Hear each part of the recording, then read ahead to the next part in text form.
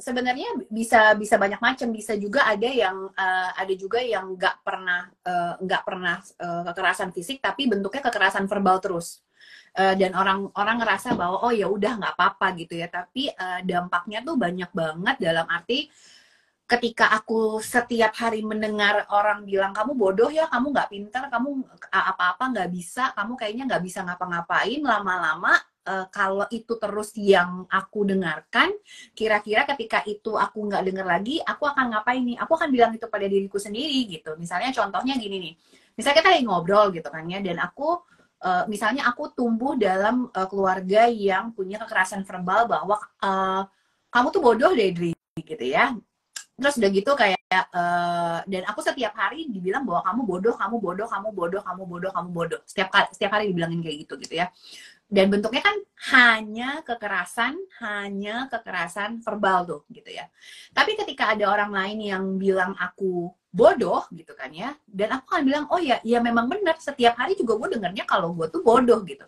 Tapi kalau misalnya kita berdua nih, kita jalan keluar terus ada yang bilang cowok ganteng gitu, kita enggak, hah enggak, itu bukan aku tahu bahwa aku tuh perempuan, aku tahu aku tuh wanita gitu, sehingga aku tahu aku nggak mungkin menjadi seorang laki-laki misalnya gitu kan ya, sehingga aku nggak pernah punya keyakinan itu dalam diriku sendiri gitu loh, bahwa aku tuh seorang pria, sehingga ketika orang lain bilang nggak lo salah gitu, kalau aku tidak biasa mendengarkan bahwa sehari-hari aku di rumah dibilang kamu bodoh, kamu nggak pandai, kamu nggak bisa ngapa-ngapain, ketika orang lain bilang kamu bodoh, kamu jelek, kamu nggak berguna, aku akan mulai bertanya, masa sih gue nggak berguna, masa sih gue bodoh, masa sih gue jelek. Tapi kalau itu sehari-hari yang aku dengarkan, apa yang terjadi? Yang terjadi adalah oh ya benar juga ya, ya memang benar gitu kan. Emang sehari-hari gue juga udah dibilangnya kayak gitu. Jadi apa yang salah dengan itu gitu.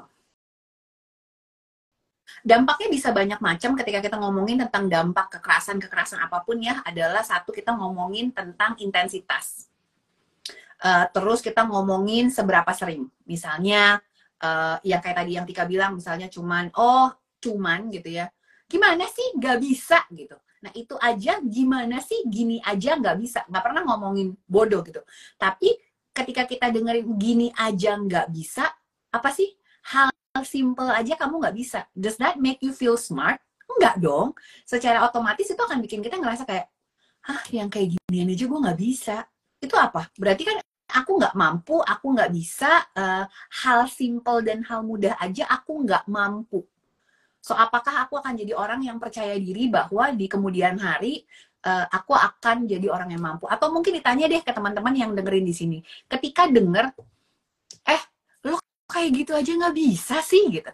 Rasanya apa sih? Rasanya empowered atau rasanya sangat kecil, rasanya bodoh, rasanya nggak nyaman gitu. Padahal di dalam kalimat itu nggak ada loh, dasar kamu orang nggak berguna. Nggak perlu, kita nggak perlu untuk menggunakan kata-kata itu, tapi kata-kata gini aja nggak bisa aja udah bisa nih. Rasa nggak berguna jadinya insecure.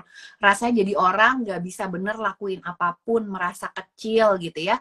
Nah, ini nih gitu dampaknya, aku minder dulu denger dikatain kayak gitu, udah minder duluan gitu kan ya ketika ngomong kayak gitu.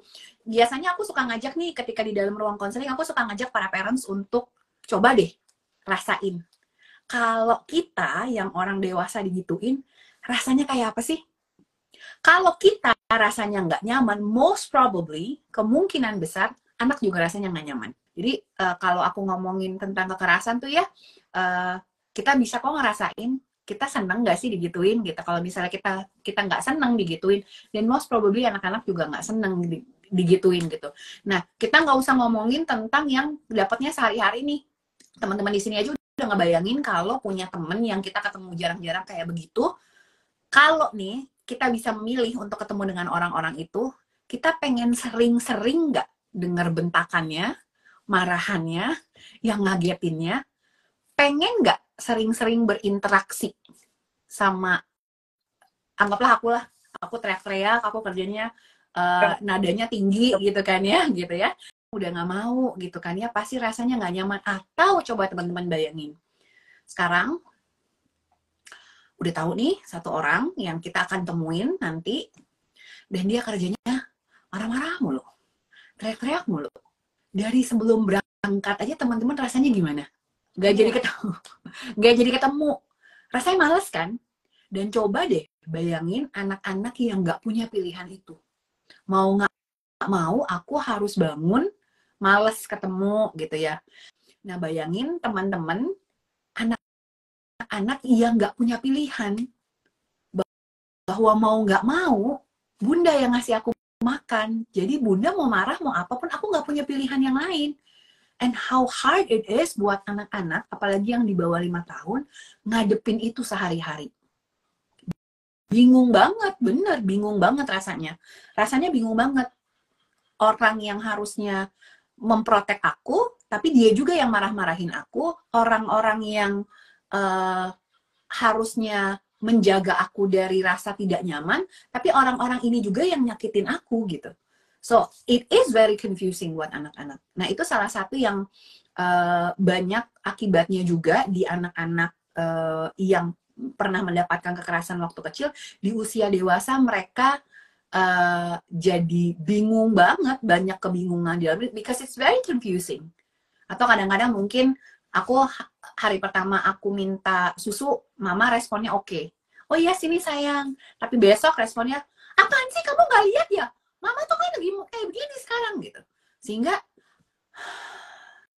hari ini aku mau minta susu, responnya apa ya? Itu bingung banget loh buat anak-anak gitu. Dan itu kita nggak perlu ngomong untuk masalah dipukul atau apa dan segala macam, tapi kekerasan pada kekerasan verbal aja dampaknya tuh udah bisa gede banget gitu. Saya bisa kasih contoh.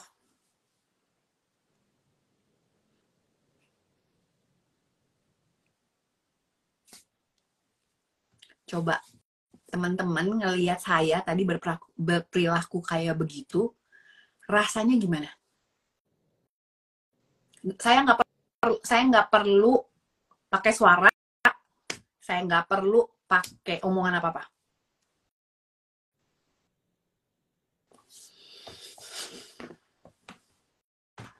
Rasanya gimana? Dan ini padahal teman-teman tahu loh bahwa saya lagi role play dan saya bukan marah sama teman-teman sekarang. Tapi rasanya gimana? Tetap nggak nyaman kan? Tetap nggak nyaman rasanya. Jadi kekerasan adalah bukan masalah perkara oh A masuk kekerasan, B masuk kekerasan. Kita sendiri sebagai orang dewasa kita nyaman nggak sih digituin gitu kan? Kalau misalnya memang nggak nyaman, dan dari mana rumusannya kalau kita sebagai bukan anak-anak lagi, kita sebagai orang dewasa, kita nggak nyaman, kenapa itu bisa nyaman buat anak-anak?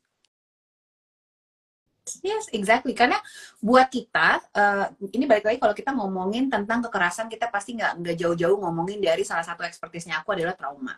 Trauma itu sangat-sangat berkaitan erat sekali dengan usia kapan kita mengalami kejadian kekerasan tersebut. Misalnya, kalau buat kita sekarang, kekunci di kamar mandi, apalagi yang sekarang kita selalu pegang handphone kemana-mana, itu cuman masalah, ya udah tinggal masalah kapan keluarnya, kapan ditemuin orang aja gitu kan ya. Selama kita masih punya sinyal, kita bisa telepon orang lain, kita bisa minta pertolongan.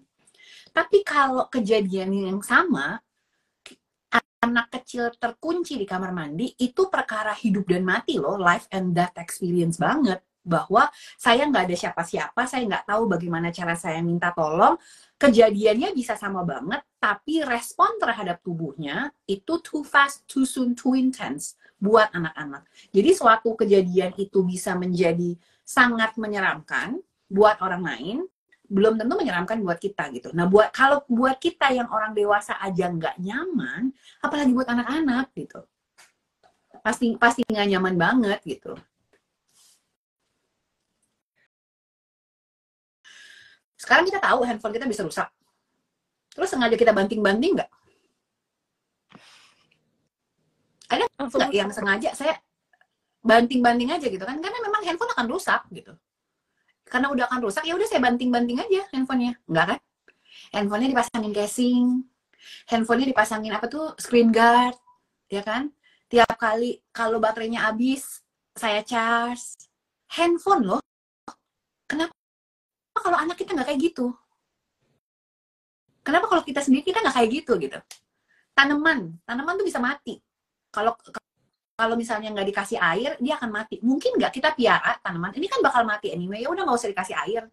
Dijemur aja sampai panas. Enggak, kalau tanaman aja kita urus, handphone aja kita sayang-sayang, kenapa anak harus digituin? Kan nggak make sense dong.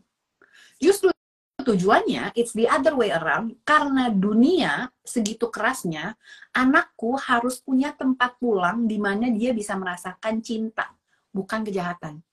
Justru karena aku keluar,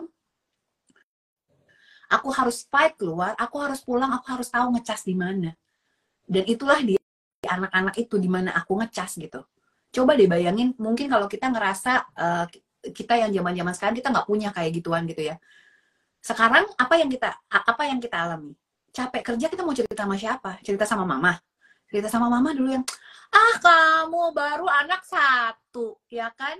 Udah ada pembantu, ada suster, sekarang mau apa-apa tinggal Gojek. Mama dulu anaknya 4. Jadi pengen cerita nggak? Nggak pengen. Kalau kita udah tahu, kita punya rasa capek, kita punya rasa lelah, kita mau kembali ke rumah dan kembali untuk mendengarkan penguatan, cinta, penerimaan, dan that is exactly what you do from now. Dibanding-bandingin, kalau kita jadi pulang dan ceritanya kayak begitu, dan kasar, kita dikasarin, kita jadi mau balik nggak sih ke rumah? Enggak. It doesn't make sense gitu kan. Kalau misalnya kayak kita sekarang, kalau kita udah capek, kita juga cari orang kan yang bisa ngertiin kita, bisa nerima kita, tahu kondisinya. Iya ya, pasti capek ya. Tapi kalau udah tahu balik ke rumah, ya kamu kurang bekerja keras, kamu tuh kurang bersyukur, kamu tuh udah punya pasangan yang udah cukup baik, kamu punya ini, kamu tuh nggak bersyukur gitu. Jadi pengen cerita enggak. Padahal kalau kita udah capek keluar berperang dengan dunia yang keras itu, kita tuh mau pulang, mau istirahat loh. Dari diperangin terus. Kebayang nggak kalau di luar udah perang, orang udah question kita, ujian itu ngomongin tentang bagaimana kamu cukup baik nggak sih? Dan pulang ke rumah, kita juga dapat kayak gitu. Capek nggak sih? Apalagi gini, males pulang, nggak ada tempat aman untuk pulang. Rumah kayak medan perang, mikirnya mama bakal marah lagi apa enggak ya? Iya, exactly. Capek nggak? Capek. Dan kalau buat teman-teman yang ngedengerin aku ngomong kayak gini, iya mbak, aku exactly kayak gitu. Percaya deh kalian nggak sendiri. Cari bantuan, cari psikolog. Nggak harus ke aku. Di Embolden ada beberapa psikolog-psikolog lain juga yang luar biasa banget. Cari bantuan yang kamu rasa nyaman. Karena memang kita nggak punya itu dulu ya. Dan kalau kita nggak punya sesuatu dulu, kita nggak pernah di-train, dan kita mau kasih nih sesuatu buat anak kita, itu pasti perjalanannya nggak mudah banget. Dan pasti akan jatuh dan jatuh lagi gitu. That's why sampai sekarang juga aku sangat terbuka kepada teman-teman, sangat terbuka juga pada follower aku. Aku juga ke psikolog gitu kan. Ke psikolog. Dan ketika aku ngomong kayak gitu, aku ngomong buat diriku sendiri, yes, karena nggak mudah gitu. Dan mbak, masa ini kemarin ada nih di komen di konten aku, komennya, mbak, apakah oke kalau aku ngerasa bahwa aku butuh ke psikolog seumur hidup gitu, maksudnya butuh ke psikolog dalam jangka waktu panjang? Jawabanku cuma satu, aku sampai saat ini juga masih ke psikolog kok, rutin kok. Mungkin nggak seminggu sekali, tapi aku masih tetap rutin kok. Dan aku punya psikolog, dan aku punya trauma terapi sendiri, dan masih tetap jalan gitu sampai sekarang. Dan jawabannya adalah, oh aku pikir kalau udah jadi psikolog itu akan bebas dari keluhan hidup. Oh tentu saja tidak gitu. Jadi jawaban aku akan adalah cari ke psikolog yang sesuai buat kamu, yang kamu rasa nyaman, yang kamu rasa cocok. Itu yang paling penting sih menurut aku. Kamu harus ngerasa nyaman dan cocok dulu sih sama psikologmu. Kalau kamu ngerasa nyaman dengan aku, silahkan bikin jadi sama Embolden. Kalau kamu ngerasa kamu cocok dan nyamannya dengan psikolog yang lain, silahkan. Yang pasti cari psikolognya yang bidang keahliannya adalah di bidang trauma. Kalau memang kamu ngerasa traumanya ada trauma masa kecil, dan cari psikolog yang punya ekspertisnya di trauma masa kecil. Itu saranku. Mungkin yang aku mungkin bisa kasih masukan adalah teman-teman bisa coba cari, ini aku udah memudahkan dengan caranya aku biasanya ada bikin konten dan tips and trick, itu teman-teman bisa lihat namanya hashtag Audrey Trauma. Uh, Coba silahkan teman-teman coba cek di sana, biasanya aku akan ngasih tips and triknya seperti apa gitu ya. Dan kenapa aku bilang aku nggak bisa ngasih secara spesifik mesti caranya kayak gimana. Cara yang paling efektif dan paling efisien adalah teman-teman ke psikolog yang memang bidang keahliannya adalah trauma. Kalau misalnya ke trauma, kalau kalau gitu mesti cari yang kayak apa Kak? Misalnya, contohnya misalnya dengan case aku ya, case aku adalah ekspertisku di bidang trauma dan parenting. Kalau memang menurut teman-teman adalah traumanya itu jadi akhirnya berdampak paling besar kepada parenting, dan cari mungkin ke aku. Tapi kalau traumanya teman-teman lebih ke misalnya pekerjaan, terus atau misalnya jadi relasi suami istri, dan mungkin bukan ke aku. Kalau relasi suami istri bisa ke Ibu Atalia Sunario misalnya gitu ya. Jadi ngelihat bahwa gimana sih traumatic experience-nya ini ngebawa dampaknya atau efeknya itu jadi kemana gitu. Itu yang pertama. Yang kedua adalah mungkin perjalanan untuk menyadari ya bahwa sulit loh untuk melawan trauma sendiri, tuh sulit loh gitu untuk dan itu patternnya berulang-ulang nih. Nah kalau misalnya teman-teman udah ngelihat patternnya berulang-ulang gitu ya, misalnya contohnya nih, teman-teman gue udah pada bilang nih, tiap kali kalau gue marah tuh marahnya pasti pada saat kalau misalnya udah nggak nyaman sama suami. Nah, mulai ngeliat nih gitu kan. Oh iya ya, kalau udah nggak nyaman sama suami, kayaknya bisa jadi marah sama anak-anak. Coba dilihat ke sana gitu. Tapi aku bisa bilang sih memang perjalanan untuk orang-orang Indonesia ya, untuk ke psikolog akan ada berbagai macam pembicaraan bahwa emangnya kamu gila, kamu ke psikolog itu sampai kapanpun gitu, sampai even sekarang dengan aku praktek sekarang pun gitu yang kayak, lo nggak apa-apa ya tiap hari berhubungan sama orang gila. Gue tiap hari tidak berhubungan dengan orang gila gitu kan, maksudnya konteksnya kan itu yang kelihatan gitu. Ada banyak sekali justru kalau teman-teman udah ngerasa ini kok rasanya udah nggak menyamankan ya, jangan nunggu sampai sakit baru ke psikolog gitu. Kalau memang dalam kondisi-kondisi yang biasa-biasa aja pun, nah aku sebagai psikolog pun dalam kondisi baik-baik aja pun aku tetap akan maintenance, tapi mungkin nggak seminggu sekali, nggak seminggu 2 kali gitu, nggak kayak gitu. Tapi aku punya schedule-nya untuk maintain. Sama aja sih sebenarnya dengan hal-hal lainnya, misalnya konsistensi. Segala sesuatu pasti akan butuh konsistensi lagi juga. Contohnya misalnya yang aku rasakan dari klien-klienku adalah ketika mereka misalnya aku kasih PR nih ya untuk seminggu ke depan, gimana ya caranya supaya saya bisa stop nih kekerasan pada anak. Oke, mungkin dari minggu pertama aku akan review dulu, Bu, mungkin boleh bantu saya, apa sih yang Ibu maksud dengan saya melakukan kekerasan pada anak? Oh iya Mbak, saya nyubit. Oke, saya nyubit, mukul, nabok. Nah, biasanya yang akan aku target duluan adalah yang paling membahayakan hidup buat anak. Itu yang pasti aku target duluan. Misalnya contohnya dia aku ngambil contoh kasar ya, ini bukan contoh lain atau apa, dia punya tendensi ngelukain anaknya misalnya nusuk dengan pensil. Itu kan yang paling membahayakan tuh gitu ya. Sehingga yang aku target akan itu duluan tuh. Jadi aku nggak akan target dia ngomel, aku nggak akan ngarepin dia dalam waktu seminggu dia akan berhenti ngomel, tapi yang paling membahayakan hidup itu yang aku target duluan. Nah, setiap orang akan punya tendensinya beda-beda. Jadi kalau misalnya datang ke aku, oke, aku isunya marah-marah. Sehingga cara penanganan aku terhadap yang satu nusukin anaknya dengan pensil, sama yang satu lagi ngebentak anaknya, of course penanganannya akan beda-beda banget. Nah, itu tergantung nih dari keahlian teman-teman yang akan berpraktek bersama kalian. Gitu. Jadi ya silahkan cari yang cocok gitu, silahkan dicoba dimulai dulu aja gitu. Biasanya adalah ini penelitiannya adalah 2 kondisi yang paling mudah men-trigger trauma masa kecil untuk muncul lagi dan menunjukkan diri, quote unquote-nya. Paling gampang terefleksikan ada di mana? 2 hal. relasi jangka panjang kalau di dalam kultur kita di Indonesia adalah relasi berpasangan, relasi suami istri jangka panjang. Kalau kayak di Belanda atau di negara-negara lain itu kan kita bisa tinggal bareng tanpa perlu menikah. Tapi kalau di Indonesia kan nggak bisa ya. Jadi relasi berpasangan dalam jangka panjang yang punya komitmen jangka panjang, dan yang kedua adalah relasi orang tua dan anak. Itu adalah dua kondisi di mana reaksi trauma paling gampang tercetus. Jadi, karena kenapa? Karena sama pasangan, kalau belum in long term relationship, belum tinggal bareng, kesel bisa apa? Pulang ke rumah masing-masing, ya kan? Pulang ke rumah masing-masing, minggu depan baru ketemu lagi. Misalnya weekend baru ketemu lagi. Sehingga ada tuh jaraknya.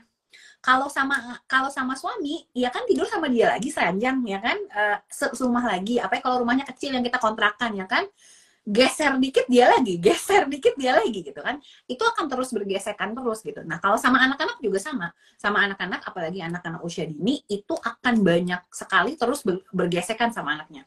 Misalnya contohnya, ini bisa ditanya sama ibu-ibu nih. Kalau baru punya anak usia sampai 3 tahun lah, itu kita berasa jadi artis internasional. Kemanapun, apapun yang kita lakukan, anaknya ikut. Mau pup, mau mandi, mau gosok gigi, mau ganti baju, mau pipis gitu ya. Semua ada yang, Bunda udah belum? Kenapa lama banget? Mandi nih, keran baru buka. Bunda udah belum? Bunda mana? Belum keluar juga, lama banget gitu kan. Iya 5 menit.